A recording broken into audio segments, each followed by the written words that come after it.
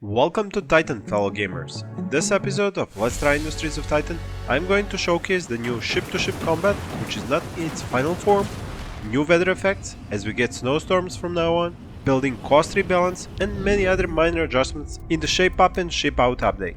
This is a brand new save, and I have once again played through all the content up to this point, where I can show you the newest content. I think this tells you enough of how much I enjoyed this game when I can play it from the start a dozen times over. First of all, we'll look at the gases. So, the pollution and zethane gas. Zethane gas comes out of these crevices, and you can see when you click on them just how much they're creating per second. This means that zethane gas around these crevices is at its highest concentration, and you can see this by the bright coloring here where it's yellow and orange. While over here, where it's darker orange and when it's even grayed out like this or white, that means that you have the lower amount of it. You can see here it's 52%, and this is why at the headquarters where it's 54%, I used to have the facilities for extracting the fuel from the air, the ones that are the fuel fabricators, which now convert the zethane in the air into large amounts of fuel, and I used to have them here, but I was taking away all the zethane from the air and it wasn't getting refreshed enough because the crevices were so far away. Later, I had more of those here at the factory, and I still do. I have a large fabricator here and a small fabricator, and they take the xenon from the air and create the fuel. But that is only because there is a crevice here and it is slowly filling up this area. But this one would have been spent because of those fuel fabricators. But later on, when I was able to unlock the fuel turbines, I had placed one here, and you can see that because of all these crevices here, this fuel turbine, which by its tooltip says it creates maximum output of fuel 15, it actually creates over 30 fuel because of the abundance of zethane here. And this is why, because I've almost used up all of this fuel, I need another fuel turbine, which I'm going to build right next to it, and its construction should be finishing up soon. Because of the extra fuel, I'll be able to get extra power, and I need the extra power because when I get attacked by the enemies, which will be in about 5 minutes, I need a lot of power for all of my defensive turrets. These, on the other hand, have also had some changes.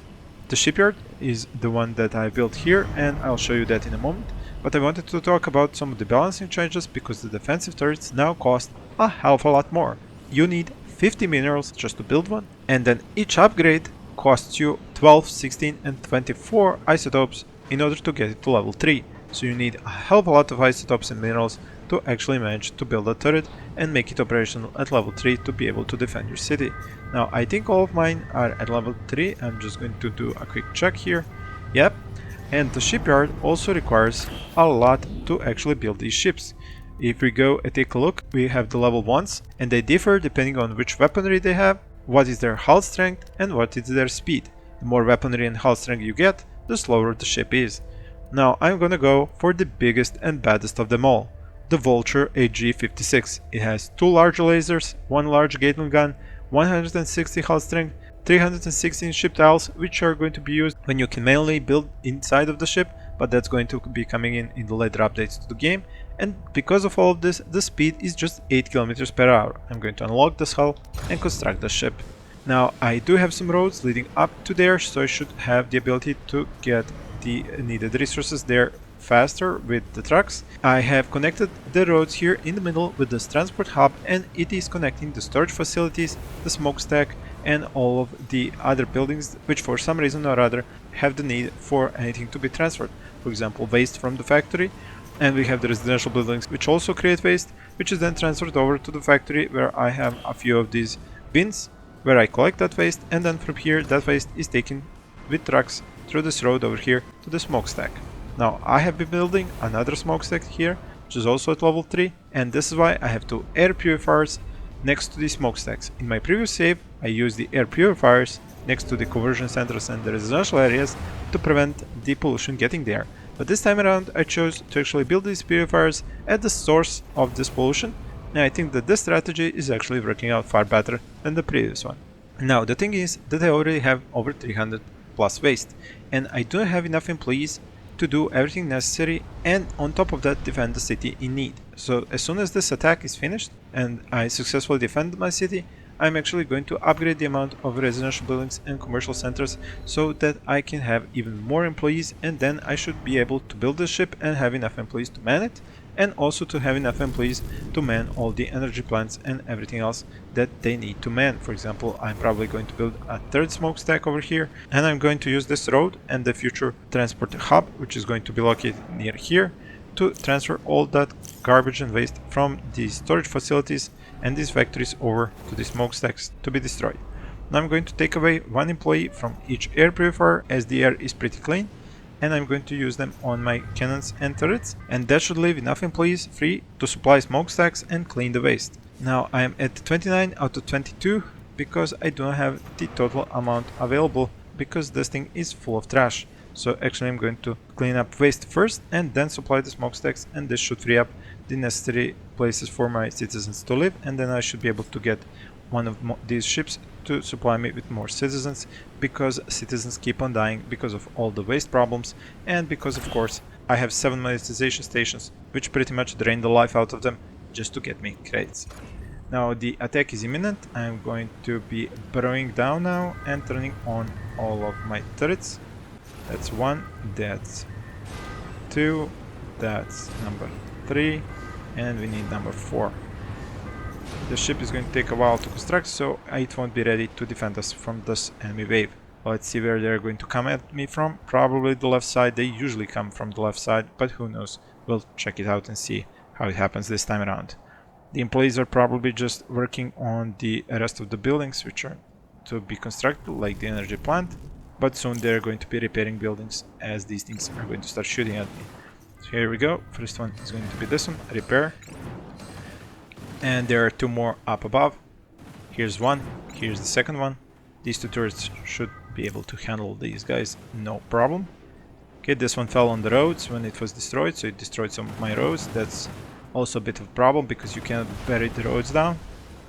And I kinda made a little bit of a mistake because I had burrowed too soon, and because there is a limited amount of time the buildings can be burrowed, they kinda unburrowed just as the enemy fell on them. So now I have a lot more to repair than I should have. So next time I'm not going to burrow so soon. I'm going to burrow only when I actually see the enemies coming from the edges of the map. I actually didn't pay attention to this fact that they only can stay burrowed for a certain amount of time. Alright, so as I said, I'm going to use this time to clean up this waste, to burn some of it off, and then be able to get more employees. Now I see that this is going to need some repairs, but it seems to be still operational, although up here I think, yeah, this one got hammered and destroyed, and over here one as well, so I'll prioritize on these roads. Actually, these down here don't need to be prioritized because they're not in use. I just need everything over here to be fixed. Transport hub also needs to be fixed. And then to build more residential buildings. I think I'm just going to keep building them over here. So that is population, residential. So first one of these, and then a conversion center over here. I think I can actually upgrade this one once to its level 3 and get one more employee out of it. Now this has to be done with the priority because they will not do it manually, as they are already prioritized to clean up waste and supply the smokestacks. So that is a little bit of an issue because I simply do not seem to have enough employees to do all that's necessary around the city. I think the smokestack is not even supplied actually. Yeah, this one isn't, so take some workers off of that, have them build this sooner so I can have more workers, more employees, and they should then be able to do everything that I need them to do around this city. This was damaged as well. Okay, so this is just going to take some time, and I'll fast forward you when some of this is repaired and built. As you can see here, I have just finished the conversion center upgrade to level 3, so now I have 3 of these buildings like this and also 3 residential buildings. At my maximum, I can hold on to 42 citizens and 31 employees.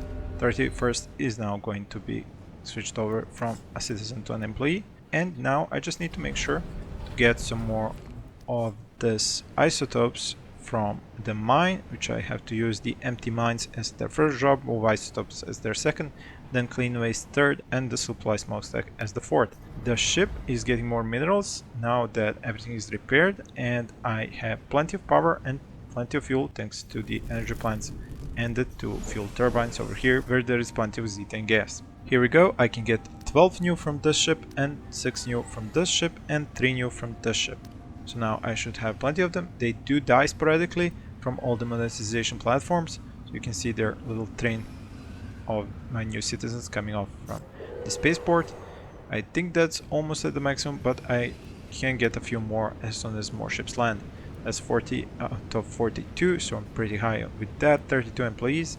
The air purifiers are going to stay with just 2 of employees in them. Smokestacks are currently at 2, but I think I can go to 3 now that I have more employees and more waste to burn. Waste has climbed up to 473, 74, and honestly the only thing I can do now is just make sure to supply the smokestacks, clean the waste, and see if I can get this down. Now what I could do is clean up a building over here somewhere. For example, this one here. I could prioritize it to be surveyed and then destroy it to actually make another smokestack. There are going to be 2 of them here, creating a lot of pollution along with the mine, but I currently have the air purifier at only level 2 and it's dealing with the pollution, so it should be able to deal with all that pollution. I simply have to get rid of all this waste. I seem to can get 32 minerals for 12 waste, so I'm going to salvage this one and place a new, I think it's production actually. So smokestack over here once this building has been destroyed, and then I should finally have enough smokestacks to get rid of all the waste. Once I get rid of all the waste, I should be able to finally free up some more of my employees to operate the ship, and then we can get into some ship-to-ship combat. Now I'm going to jump you forward when this is actually finished. It took me a while to make everything properly work out. Now over here I have the 2 smokestacks at level 3, 3 employees each, and they are being properly supplied and burning down the trash. I'm now at about 400 and I'm stable at around 400 waste with 3 smokestacks at level 3 being supplied constantly. I have had to increase the amount of employees up to 35 with building a new conversion center and a new residential building, and I even had to extend my energy network up here to make that possible. I still have some energy left over as well as some fuel, and over here I can finally finish this ship. Now I'm going to give my employees a priority to finish this ship, so I'm just going to find it. It's at 5 now, I want it at 1, and I want my ship to get the final mineral deliveries, and then it should be able to be built. Now I just have to wait a little bit for that to happen, so I'm going to go to speed 3 and this should happen very soon. These things should be supplied as soon as this is done, so I'm going to wait until this hits 72 and then go back to supplying the smokestacks so I can burn off the excess trash.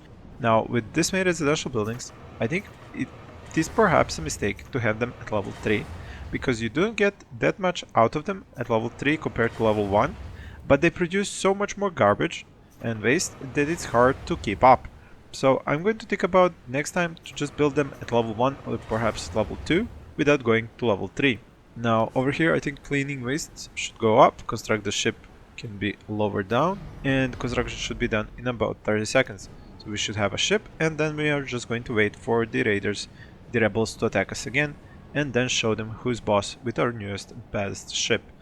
It is almost going to be finished, it just needs some employees. Now I may have to actually let them, well, let's see, there is only the construct ship available for me to increase, so let's see what will happen if I went up with this. Would the employees go into the ship or not? I do have 18 on temporary jobs, so some of them should go over to the ship. There we go, that worked out. So constructing the ship can go back down, and now we can launch the ship. Now let's watch this happen. Awesome.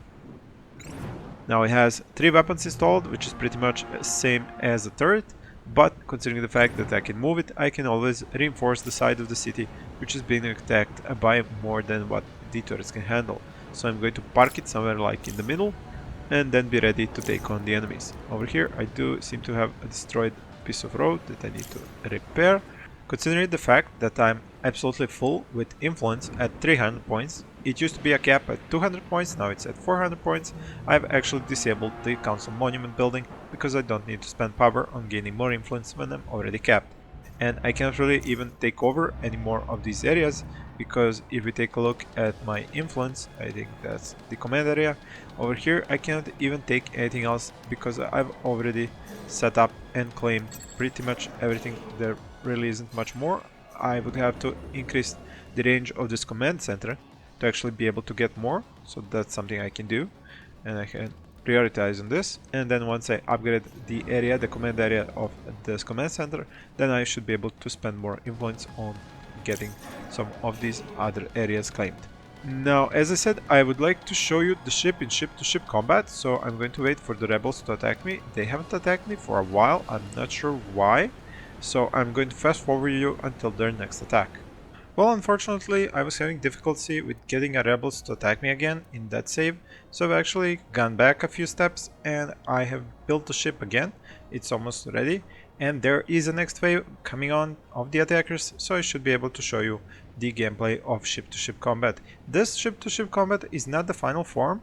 The final form will let you use the ship and control it as the attacker is fighting your ship, but in this gameplay you'll see how you actually get to control and fight the enemy ships.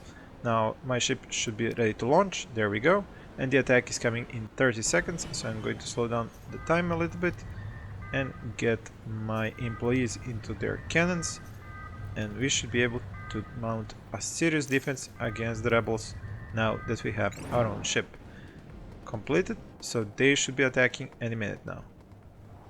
Let's set the ship over here and see where they are going to come at me from. Probably up there and left, but we'll see soon enough. That's where most of their attackers come from. Nope, this time one is coming from down here. So now I'm going to order my ship to shoot at their ship.